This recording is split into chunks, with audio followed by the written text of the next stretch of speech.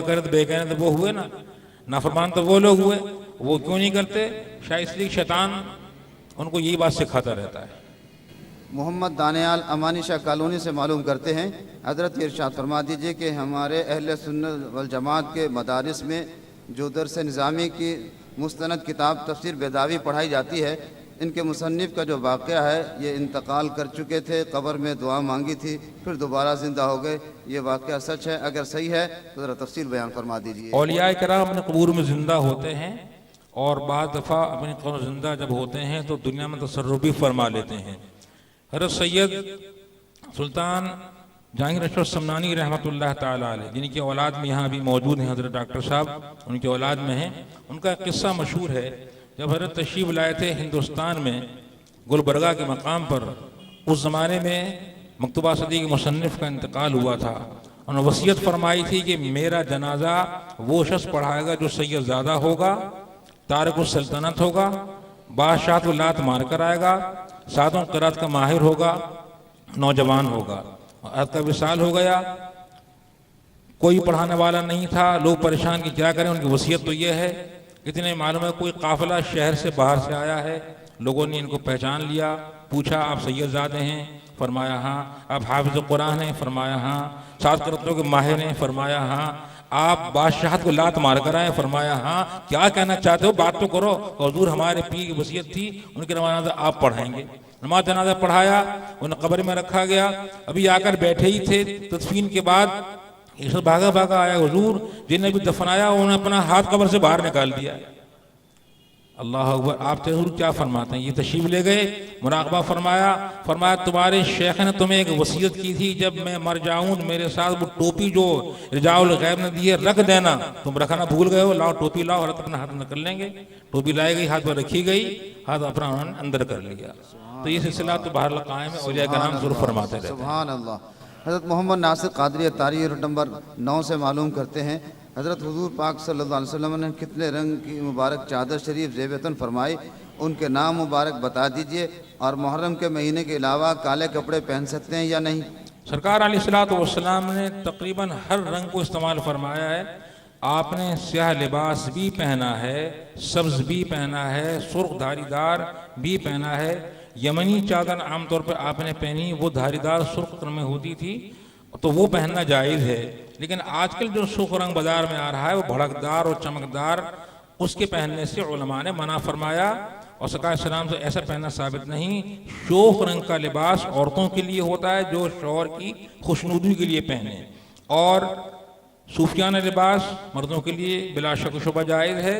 سرکار علیہ السلام نے لباس پہنا ہے، اور رہا یہ امر کہ سیاہ لباس محرم میں پہنا، ہمارے سب علماء نے لکھا ہے کہ سیاہ لباس محرم کی پہلی تاریخ سے 10 تاریخ تک نہیں پہننا چاہیے۔ یہ پہننا دوسرے لوگوں کا شیوا طریقہ ہے، لہذا وہ پہنیں جس سے آپ ان میں شامل نہ کر لیے جائے۔ حضور محمد شعیب انصاری یونٹ نمبر 12 سے معلوم کرتے ہیں، حضرت ایک SMS بہت پریشان کر رہا ہے، وہ یہ ہے کہ اگر نبی نور ہیں تو نور خاندان ختم، اگر نبی عالم غیب میں ہیں تو وہی ختم، اگر نبی حاضر ناظر ہیں تو ہجرت ختم، اگر نبی مختار کامل ہیں تو شفاعت ختم۔ مہربانی فرما کر بہترین جواب سے نوازیں تاکہ منہ توڑ جواب دیا جا سکے۔ آپ ایسا کریں، میرے پاس تشریف لیں دارالعلوم میں، یہ سوالات بھی سنیں کہ آپ کیا کہنا چاہتے ہیں، یا وہ ایسے والا کیا چاہتا ہے۔ نبی نورت خاندان ختم، خاندان سرکار جاری ساری آج بھی سید کے چہرے پر نور نظر آتا ہے، بکھرا ہوا ہوتا ہے، اس سے کون کار کر سکتا ہے؟ سرکار اسلام عالم غیب ہیں، حضور علیہ السلام کا علم غیب تو قیامت تک جاری ہے نا۔ یہ کس نے کہا کہ ختم ہو؟ وہی ختم ہوئی ہے، وہی آنا بند ہوئی ہے۔ سرکاری خبریں آج تک جاری ہیں، میرے آقا نے تو قیامت تک ہونے والی ہر چیز کو بیان فرما دیا۔ قیامت تک کیا ہوگا، کون آئے گا، دجال کتنے آئیں گے، 30 دجال آئیں گے، ان کا نام یہ ہوگا، باپ کا نام یہ ہوگا، خاندان یہ ہوگا، کہاں آئے گا، حضور نے سب کو بتا دیا۔ میرے آقا نے یہ بتا دیا کہ کس طرح چیزیں پیدا ہوں گی، سواری کی ہوں گی، روشنی کی ہوں گی، جہاز بھی ہوں گے بمار، یہ سارا آپ میری کتاب لے لیجئے، اس کا نام اسلام اور عصری ایجادات، اس میں میں نے آیات و براہین احادیث سے ثابت کیا ہے کہ قیامت تک ہونے والی ہر چیز کو میرے آقا نے بیان فرما دیا ہے۔ حضور محمد فاروق اتاری یونٹ نمبر 8 سے معلوم کرتے ہیں، کیا شوہر اپنی بیوی کے انتقال کے بعد اس کو غسل دے سکتا ہے، اور اگر کوئی شرعی مجبوری ہو تو غسل بھی دے سکتا ہے یا نہیں؟ بیوی کے انتقال کے بعد شوہر اس کو دیکھ بھی سکتا ہے، اس کے کندھے کو جنازہ بھی دے سکتا ہے، اور اس کو ہاتھ لگا بغیر نہلا بھی سکتا ہے۔ اس کے بدن کو کھولے گا نہیں، اس طرح پانی ڈالے گا کہ اس کا ہاتھ بھی نہ لگے اور اس کو دیکھے بھی نہیں، صرف اس کو غسل دے، یہ کہنا جائز، اس میں کوئی شک شبے کی بات نہیں۔ حضور شمس الدین معلوم کرتے ہیں کہ لوگ کہتے ہیں کہ حضور ہمارے جیسے ہیں، کیا یہ کہنا صحیح ہے؟ اس طرح سے پہلے کافروں نے کہا تھا کہ حضور ہماری طرح ہیں۔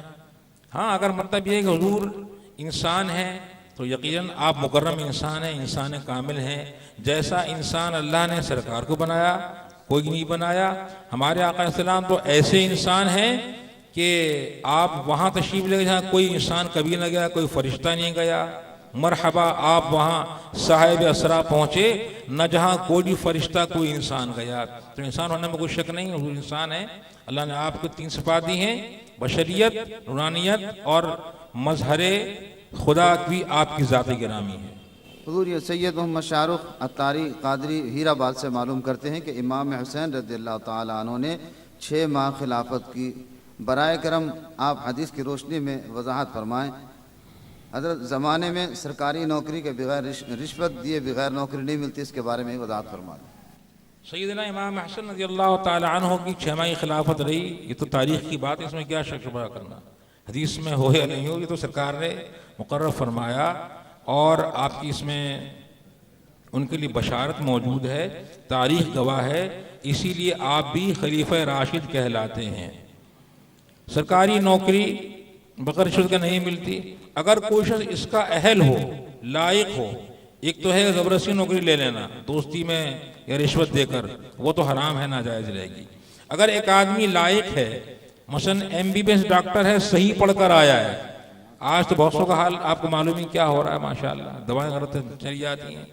اگر کوئی ڈاکٹر صحیح پڑھ کر آیا، کوئی انجینئر صحیح پڑھ کر آیا اور واقعتاً وہ میرٹ کی بنیاد پر آگے بڑھنا چاہتا ہے اور لوگ اس کو غیر اہل دبا رہے ہیں، اگر ایسے موقع پر کم سے کم اگر کسی کو گندگی دینی پڑ جائے دے دیجیے، اس کو آپ اپنا حق لے لیجیے، یہ اسلام میں جائز، منع نہیں کیا گیا۔ حضور سید رضوان قادری یونٹ نمبر 12 مجاہد کالونی سے معلوم کرتے ہیں کہ نعتوں پر ذکر کرنا کیسا ہے، نعت پر کورس چلانا کیسا ہے؟ ہمارے علماء نے اس کو منع فرمایا ہے، اس لیے کہ ذکر الہی ایک پورا عمل مکمل ہے اور نعت اس کا پورا عمل مکمل ہے۔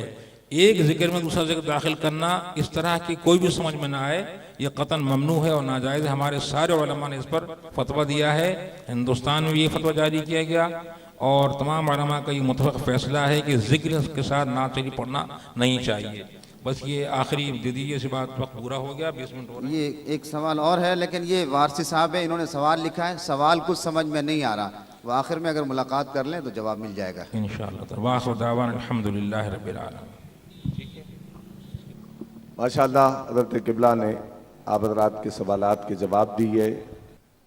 میں آخر میں گزارش کروں گا پیران پیر شیخ محی الدین عبد القادر جیلانی رضی اللہ تعالیٰ عنہ کی بارگاہ میں منقبت کا نذرانہ پیش کیا جائے گا۔ جناب سید مقبول نوری صاحب سے ملتمس ہوں کہ تشریف لائیں اور بارگاہ غوثیت میں نذرانہ عقیدت پیش کریں کہ بعض نے غوث کہا، بعض ولی کہتے ہیں، ہم تمہیں نور نبی شان علی کہتے ہیں، ہم تمہیں نور نبی شان علی کہتے ہیں، اور جس جگہ جھکتے ہوئے آتے ہیں اقطاب زمان، عبد قادر اسے ہم تیری گلی کہتے ہیں۔ محترم جناب سید مقبول نوری صاحب